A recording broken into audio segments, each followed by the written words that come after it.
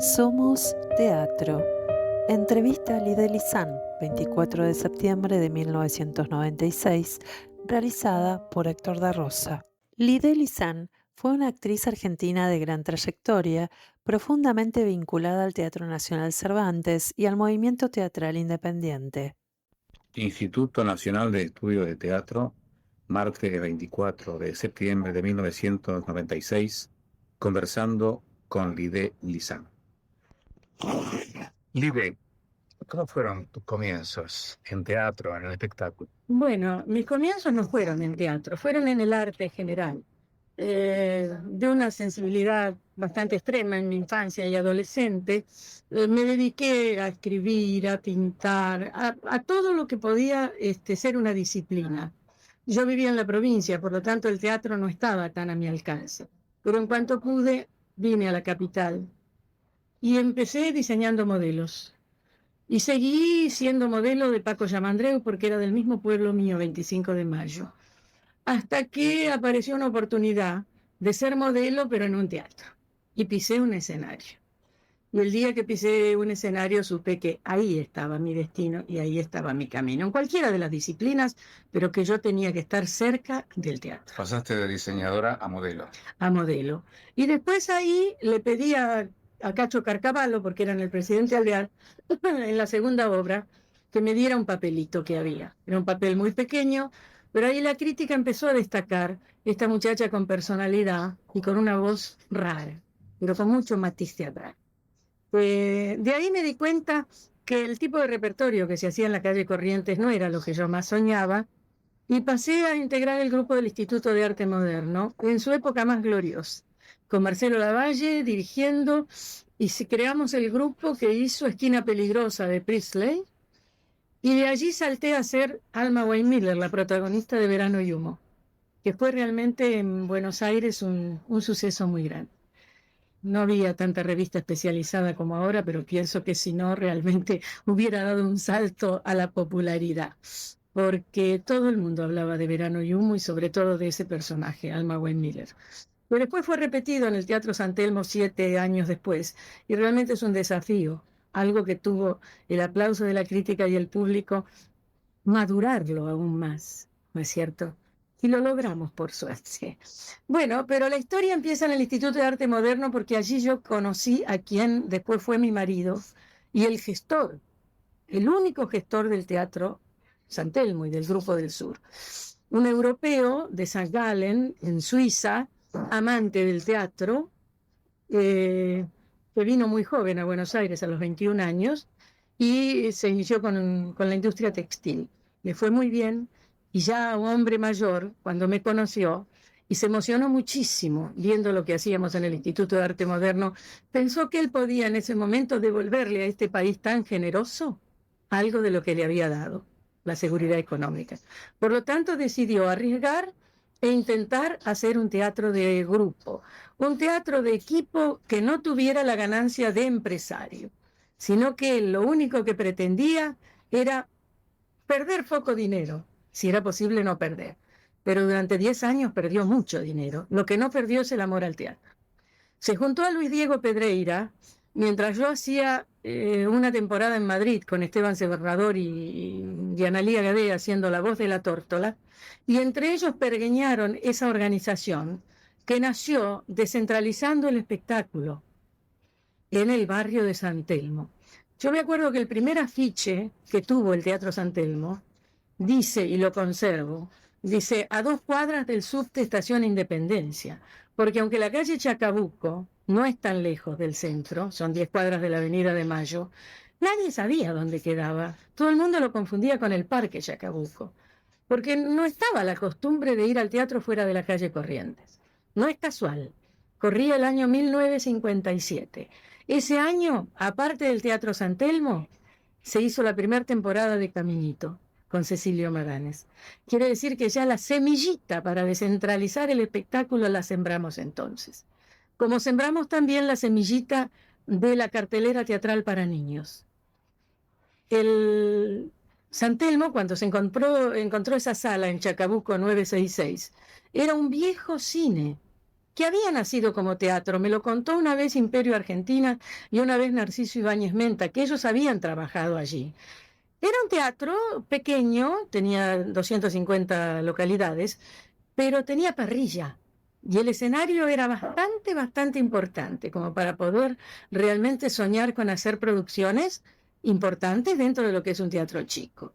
La primera obra y voy a nombrar ahora al gestor de todo esto, que se llamaba Jacob Mirelman, murió hace unos años.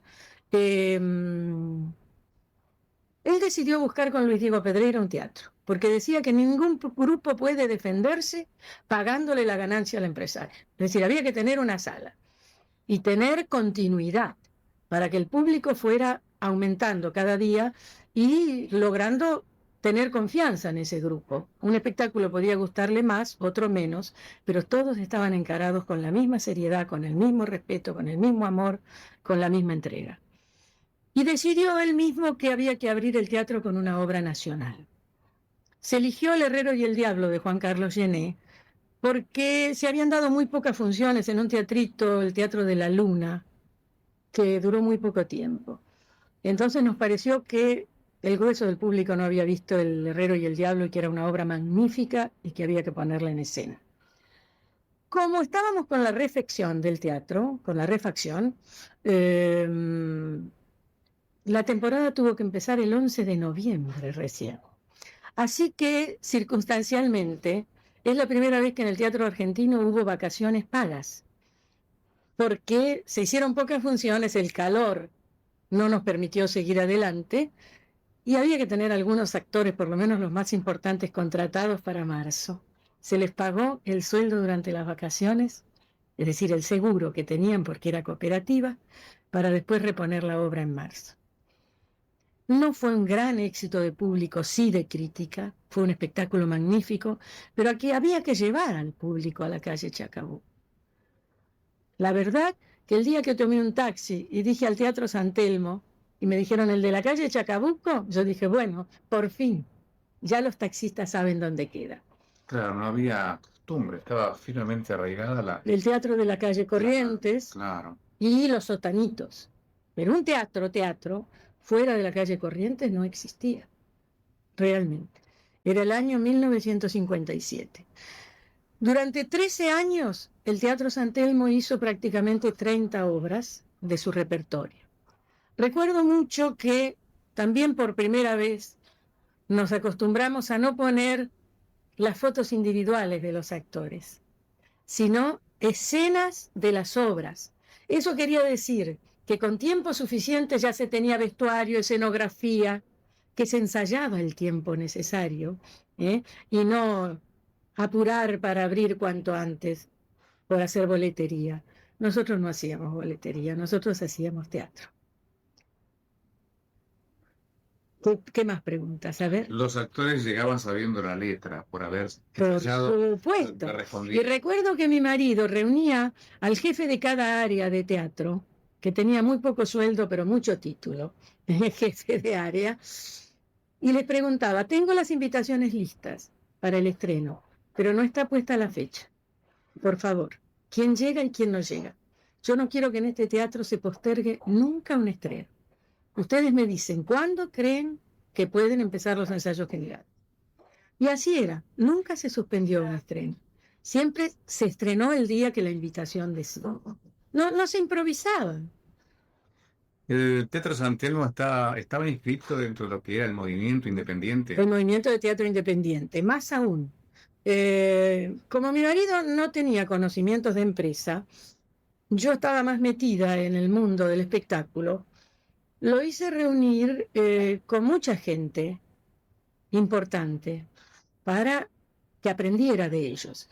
En principio le ofrecimos la dirección del teatro a don Antonio Cunil Cabanellas, y él ya había decidido retirarse, cosa que cumplió, pero era nuestro sueño.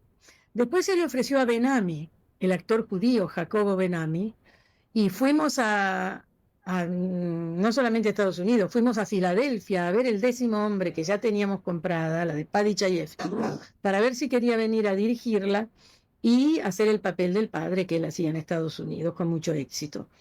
No solamente eso, nos dijo que quería venir a dirigir el teatro y nos entusiasmamos. Pero cuando empezamos a hablar de repertorio, él quería hacer todo el viejo repertorio judío, con muchísima gente en el escenario. Y de antemano sabíamos que un teatro en cooperativa es difícil que pueda funcionar con un repertorio de ese estilo, ¿no es cierto? Así que quedó en la nada. Pero de cualquier manera no nos arrepentimos. Cunil Cabanellas recomendó a alguien que dirigió el teatro la primera etapa y a quien tenemos que admirar realmente. Se llamaba Roberto Durán y desgraciadamente murió muy joven. Si se habla hoy con Juan Carlos Gené, va a hablar con la misma admiración que yo de Roberto Durán porque fue su gran maestro. ¿Cómo era Durán? Durán era un hombre muy exigente. Hay mucha gente que dice que demasiado, pero Durán era exquisitamente exigente, con todo, con los actores, con sus compañeros, sus colegas y hasta con el público. Recuerdo que del Herrero y el Diablo, una vez nos pidió Manucho Mujica Lainez que hiciéramos una función para todos los diplomáticos acreditados en la Argentina. Y Manucho le habló a Durán pidiéndole que hiciéramos un intervalo, porque además de ser una fiesta teatral como era el Herrero y el Diablo, él quería que fuera una fiesta diplomática. No lo pudimos conseguir. Durán se negó. Durán se negaba, aún sabiendo que el Teatro San Telmo estaba lejos, fuera del radio teatral, que la gente no lo conocía, se negaba a atrasar 3 minutos la función. El que llegaba tarde, él quería que no entrara. Todavía no había televisión, no podíamos tener un circuito cerrado para que el público viera desde el foyer el espectáculo, el comienzo del espectáculo, como se hace hoy en el Colón o en otros teatros. Pero aunque perjudicara al teatro, yo le decía a Roberto, pensá que el que viene hasta acá y no lo dejamos entrar y no ve el primer acto, no viene más, lo perdemos y nosotros tenemos que tratar de hacer una corriente de público. Igual la hicimos, igual se fue agrandando. Era un placer estar, por ejemplo, en una de las oficinas y oír al público que veía las fotos. Nosotros esas fotos de las escenas de las obras que estaban en las puertas, después las pasábamos enmarcadas al foyer. Y la gente podía entonces ver y comentar, esta obra la vi, esta no me... Ah, pero esta que es fabulosa, esta me la perdí. Era muy lindo eso, porque nos dábamos cuenta que realmente el público era la masa que se iba agrandando cada vez y eso nos llenaba de orgullo. Durán cuidaba mucho a los actores, ¿no? Durán cuidaba mucho a los actores, Durán cuidaba mucho las luces, Durán cuidaba mucho el espectáculo, Durán cuidaba mucho el texto, le cortaba cortar, aún sabiendo que a veces había escenas que se resentían por eso, pero era tan respetuoso, tan respetuoso. ¿Qué dirigió? Él dirigió, bueno, El Herrero y el Diablo, donde prácticamente debutó Osvaldo Terranova, y dirigió Bodas de Sangre, de Federico García Lorca, también en una apuesta muy especial, muy poética, muy con el distanciamiento del teatro alemán, ¿no es cierto? Yo veo hoy las fotografías y realmente parece que se hubiera... el teatro se hubiera inventado para esas fotos, porque son realmente de una expresividad terrible. Bueno, ya que estamos con las primeras obras, ¿le gustaría que le recuerde todo el repertorio? Por favor. Después de Herrero y el Diablo y Bodas de Sangre, hicimos otra experiencia porque ya Durán se alejó del San Telmo y decidimos llamar a Torre Nilsson porque supimos que él quería dirigir teatro. Teníamos La Casilla de las Macetas de Graham Greene para hacer. En el reparto estaba... Bueno, ya se había formado otro grupo, el Grupo del Sur, porque después de hacer esas obras en el Instituto de Arte Moderno, yo quedé muy amiga de Marcelo Lavalle. Siempre lo quise mucho y lo admiré mucho a Marcelo. Un hombre que sin tener una gran escuela de teatro fue el gran intuitivo. A Marcelo Lavalle cuando lo dirigía uno y él decía, esto hacelo así, y yo le decía, explícame por qué. No sé, pero es así. Y yo elaboraba el personaje de adentro hacia afuera y cuando llegaba a comprender, era así. Quiere decir que era un gran intuitivo. Entonces Marcelo me propuso que formáramos un grupo, otra vez con Nacho Quirós y conmigo, con el cual yo había estrenado Verano y Humo y había hecho La Esquina Peligrosa. Y bueno, se nos unió Luis Diego Pedreira y mi marido, que siempre estaba ahí porque era el que ponía el dinero, ¿no es cierto? Y hacía la parte administrativa. Así que decidimos formar el Grupo del Sur con una actriz, un actor, un escenógrafo, un director y un administrador. Y decidimos llamar para esa primera obra a Torre Nilsson para dirigir una obra de Graham Greene traducida por Victoria Ocampo. Como ven, nosotros tratábamos realmente de que la gente que quería experimentar y lo merecía, como era Torre Nilsson, lo hiciera.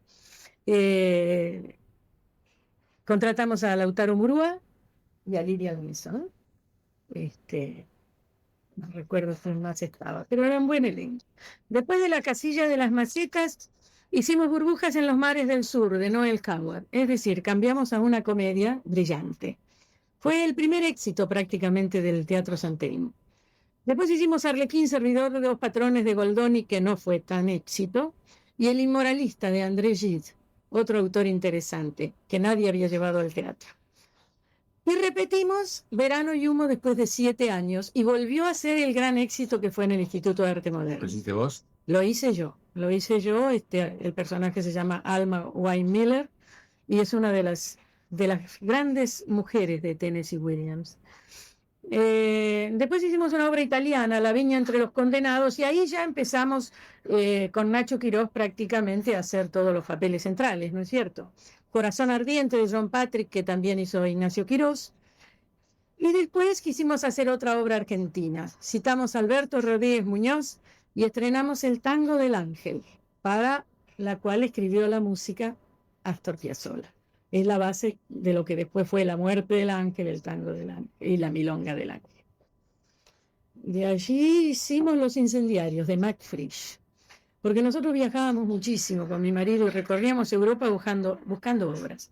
Era lo más importante realmente. Además es lo que a él le impactó cuando ya en la Argentina empezó a haber teatro independiente. El teatro comercial no hacía autores importantes de Europa. Los hacía el teatro independiente. Es verdad eso. Entonces, claro, entonces empezamos a hacer Los Incendiarios de Mac Frisch, autor que nunca se había estrenado acá, el suizo. El 10º hombre de Padre Chayefsky, que esa fue un gran éxito realmente, porque transcurría en una sinagoga ortodoxa judía. La pareja lo hacía Norma Leandro y Rodolfo Salerno, y la dirigió Oscar Fessler. Y no hace mucho tiempo, cuando yo me había propuesto producir otra vez El 10º hombre como un homenaje a mi marido que había muerto, yo lo fui a ver a París a Fessler y ya teníamos todo prácticamente armado. Y Fessler, hablándole de la gran puesta en escena que él hizo de Chayefsky, me dijo: yo no hice Chayefsky, yo hice Rembrandt. Y es cierto, lo que era la escenografía, las luces, esos viejitos, muertos de frío pero llenos de fe, con el calor de la fe en la sinagoga, era Rembrandt. Realmente tenía razón. Bueno, después del 10º hombre, que fue repuesta durante 3 años, fue repuesta. El segundo año lo hizo, Norma Leandro lo dejó y lo hizo María Elena Rúas y Carlos Gandolfo, también dirigido por Fessler. Después hicimos Andorra de Max Frisch, otra pieza de Max Frisch, que dirigió Juan Carlos Gené. Y acá hay una curiosidad que yo quiero contar. En el elenco de Andorra, o en el Teatro San Telmo más bien, estaban reunidos los 7 directores de teatro que después fueron prácticamente los más importantes. Gorostiza dirigía el teatro junto conmigo, Carlos Gorostiza. Juan Carlos Gené hacía la puesta en escena. Y como actores, el protagonista era Augusto Fernández, y además trabajaban como actores Carlos Gandolfo, Agustín Alesso. Mire qué reparto. Aparte estaba Zipe Linkowski en el reparto, pero sobre todo esos directores que estuvieran todos juntos, ¿no? Un cementerio dentro de un teatro. De personas que hicieron historia dentro del teatro argentino. Sí. Después hicimos otro éxito, A Soledad, de O'Neill. Fue un espectáculo encantador, realmente un espectáculo muy nostálgico y muy cálido. Vivir aquí, de Carlos Gorostiza. Estrenamos la orquesta de Jean Anouilh, que nosotros la hicimos con mujeres, como se estrenó en París. No pasó nada. Fue después el gran éxito de Hecho por Hombres. ¿Se acuerdan? Bueno, Tartufo de Molière, que lo hicimos en el Jardín Botánico, porque ese año, ese verano, tuvimos 2 espectáculos, porque Pedreira nos pidió que nos presentáramos a los teatros de verano. Y no pensamos que nos lo iba a dar. Nos lo iba a dar la municipalidad. Y mientras tanto decidimos hacer una temporada en Mar del Plata con Rashomon, con María Rosa Gallo, Tito Alonso, Jorge Rivera López y Pepe Soriano. Y nos dieron el de la municipalidad, así que tuvimos que atender 2 teatros durante el verano. Nos cruzábamos, mi marido venía para acá, yo iba para Mar del Plata. Pero fue una época muy feliz. Después de Tartufo estrenamos La Granada, de Rodolfo J. Walsh. Nosotros nos proponíamos cada 3 o 4 obras del repertorio universal hacer un autor argentino. Si era posible, un estreno. Esta era una pieza muy interesante en La Granada. Un hombre es un hombre, de Bertolt Brecht. Gran espectáculo también. El inspector de Gogol, El mundo de Shalom Aleichem, de Arnold Perth, Comedia negra, de Peter Schaffer, y llegamos a La Fiaca, de Ricardo Talesmith. Nosotros no sospechamos que iba a ser el éxito. Tremendo éxito. Así es. Y recuerdo que ya en esa época, y si voy a contarle mi vida no solo de actriz, sino de ser humano, yo ya tenía 3 hijos y mi marido, que era un hombre mayor, cuando hicimos La Fiaca y vio que económicamente ya nos podíamos defender solos, nos dijo, bueno, llegó el momento de que yo me retire. Ahora tienen experiencia, tienen una base económica importante y tienen una organización teatral que los estatutos están copiados del Nuevo Teatro y del Teatro Los Independientes. Yo corté algo que era interesante, que yo lo hice conversar mucho con gente que sabía mucho de teatro. Cuando empecé a decirle que lo llamamos a Cuniel Cabanullas para dirigir. Pero también lo reuní con Narciso Ibáñez Menta, con Esteban Serrador, con García Burr, porque yo quería que aprendiera un poco de ellos lo que es el oficio de empresa teatral, ¿no es cierto? Así que poco a poco fue conociendo intensamente ese métier, y cuando La Fiaca nos dejó el teatro en manos de la gente de teatro. Quiere decir que seguimos dirigiendo el teatro Luis Diego Pedreira, Carlos Gorostiza y yo. Eso 3 de aquel cuarteto. 3 de aquel cuarteto. Y con Carlos Gorostiza dirigimos el teatro 8 años, hasta que el teatro se quemó, un 20 de julio de 1970. Quiere decir que duró 13 años. Y la anteúltima obra que hicimos fue en una época que había 3 grupos muy interesantes. Uno era Gente de Teatro, dirigido por Stivel, y donde estaba Norma Leandro, Emilio Alfaro, Lupi, Marilina Ross. El otro era el Grupo Buenos Aires, que dirigían Pepe Soriano y Juan Carlos Jean. Y tuvimos la idea de reunirnos los 3 grupos, con el Grupo del Sur y estos otros grupos, y hacer más potente nuestra unión, teniendo una sala ya, que era el Teatro San Telmo. No cuajó, y fue una lástima. Pero llevamos a Que Jugamos, la obra que hacía el grupo Gente de Teatro, al San Telmo. Quiere decir que durante un tiempo estuvimos juntos. Y después llegamos a la última obra, que fue cuando el teatro se quemó, fue Play Strindberg de Dürrenmatt, que era un autor que hacía mucho que queríamos hacer. Y yo digo que Dios me dio un regalo. Yo no trabajé mucho como actriz en el San Telmo, a pesar de integrar la dirección.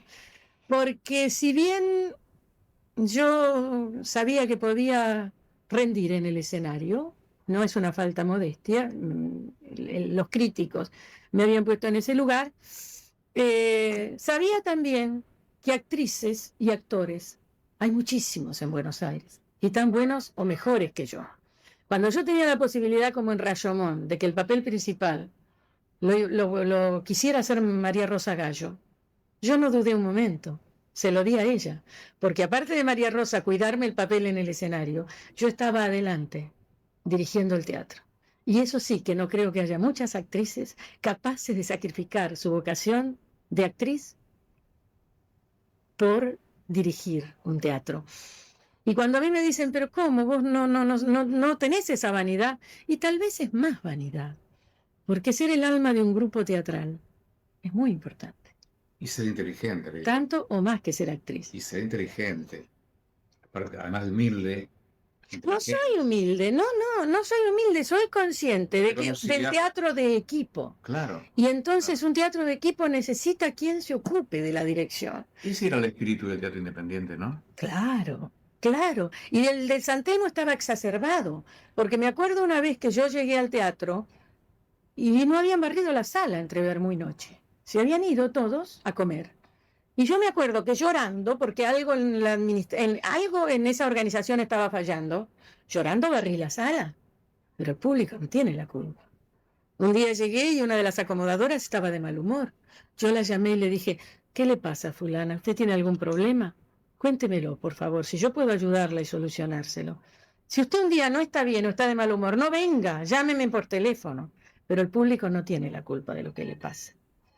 En el San Telmo, que era un teatro muy humilde, pero siempre había una flor en un vaso en la boletería. Y el día del estreno, cada actor tenía frente a su espejo un vaso con una rosa o con otra flor. Yo quería eso, que fuera amor desde la puerta. Y lo logramos realmente. Salvo crisis internas que hay a veces, que uno se va, que un problema, que dos se pelean, pero se superan. Lo importante es el espíritu de equipo. Eso es lo importante. Porque sin espíritu de equipo no hay teatro. Hay un divo, hay una diva, pero todos, hasta el último de los técnicos, hasta el último del personal de maestranza, contribuye al éxito de una obra igual que el primer actor. Yo no creo en el divismo. Y esa línea de acción evidentemente bajaba de la dirección, bajaba de la cabeza. Ustedes. Era la época. Era la época. Esos años 60 venían del semillero de los sótanos, venían de los maestros que nos daban el ejemplo. Alejandra Boero fue igual en el nuevo teatro que es ahora en Andamio 90. Es decir, Alejandra Boero es nuestra María Guerrero. Es un total ejemplo. Y Asquini, cuando ellos hacían nuevo teatro, Asquini después se fue a nuevo teatro y siguió haciendo teatritos. Yo me acuerdo que lo que quedó que no se quemó del San Telmo, o cosas que se habían depositado en la fábrica de tejidos de mi marido, yo una vez se lo pasé a Asquini para hacer otro teatrito más. Y nos veían los obreros de la fábrica salir con cortinados y con cosas, y nos miraban como diciendo, ¿y estos dos locos que se llevan todas estas telas viejas? En los teatros todo sirve. Yo me acuerdo cuando Saulo Benavente llegaba a un teatro independiente y decía, bueno, a ver, ¿qué hay? ¿Qué hay para luces? Y le traían de todo lo que había, y lo que había por ahí eran latas de aceite cocinero. Sí. Y él hacía spot de teatro con eso. Sí, con la de 5 litros. Claro. Sí. Claro. Por eso, es posible. Lo que pasa es que uno se pone viejo y que las generaciones posteriores tuvieron desgraciadamente no un aliciente como tuvimos nosotros en los sótanos, tuvieron la televisión, que les dio popularidad demasiado pronto y que creyeron que ya con decir la letra se es un actor, o con que al salir del canal le pidan autógrafos. Entonces ya están conformes. Y el teatro es otra cosa. El teatro es trabajar, y ahí está la experiencia que tuvimos nosotros con los del Instituto de Arte Moderno y después en San Telmo. Se va creando un estilo propio, que es lo que nos está faltando, porque no tenemos elencos estables realmente, salvo el del San Martín. Y yo pienso que en el Cervantes tendría que haber también un elenco, un equipo, pero acepto lo que el secretario de Cultura dice. Hay muchos entes que son burocráticos y yo no quiero transformar el Teatro Cervantes en un ente burocrático más. Tiene razón. Es decir, no es fácil en estos momentos solucionar todo de un golpe, ¿no es cierto? Primero yo creo que hay que empezar porque el niño ya desde la escuela tenga un aprendizaje de humanidad, un aprendizaje que lleve a la solidaridad, al amor por el prójimo, no como este mundo despiadado que tenemos, en el cual la crueldad y la violencia imperan por sobre todas las cosas. Yo no estoy de acuerdo, por ejemplo, con la violencia en el cine, en la televisión y en el teatro. En el teatro, bueno, muchas veces voy a ver espectáculos de ese corte, pero salgo mal. No me gusta. Yo siempre creo y quiero que el teatro sea una puerta abierta a la esperanza. Es un mensaje estético. Y está bien cuando discuten que un teatro con malas palabras y con crueldad y con retorcimiento es un reflejo de la realidad. Es verdad. Pero los seres pensantes no son tantos los que hay en este mundo. Pero tenemos la obligación de mejorar esa realidad. Y la vamos a mejorar con un planteo estético, sobre todo desde un escenario y sobre todo con el ejemplo de cada uno de nosotros. Porque si no es un caos del que no vamos a salir nunca. ¿Será posible? Y que la decadencia cada vez está más instalada, no entre nosotros, en el mundo. En el mundo. Por eso yo pienso que el teatro es un medio muy importante para empezar a escalar hacia arriba otra vez. Acá tendríamos que formar una sociedad restauradora del buen gusto. Hay veces que uno pone el televisor y lo apaga, porque realmente, ¿con qué golpes bajos se dirigen al espectador? ¿Y será posible rescatar aquel espíritu de los años 60? Yo creo que sí. ¿Condiciones? Yo creo que sí. Porque yo creo en la juventud. Creo en la juventud muchísimo. Y creo en los pocos maestros de teatro que aplican, como Alejandra Boero, que aplican ese amor por los jóvenes y los lleva hacia adelante. Desgraciadamente hay tan poco trabajo